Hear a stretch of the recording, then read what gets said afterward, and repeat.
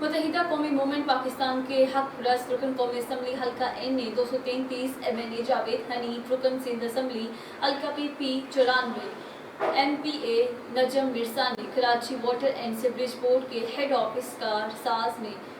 Karachi water and sewerage board کے managing director صلاح الدین، chief executive officer Asad اللہ خان سے ملاقات کی ہے۔ اس حوالے سے مزید تفصیلات جانتے ہیں کراچی سے ہمارے نمائندے جاوید محمود ارائی سے۔ جی جاوید، تفصیلات سے آگاہ کریں۔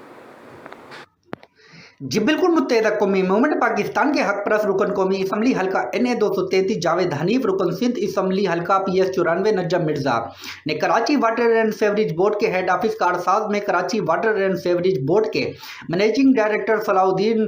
اور چیف ایگزیکٹو آفیسر اسد اللہ خان سے ملاقات کی اور کورنگی لانڈی میں فراہمی آب اور نکاسی آب کے مسائل پر طویل اور سحر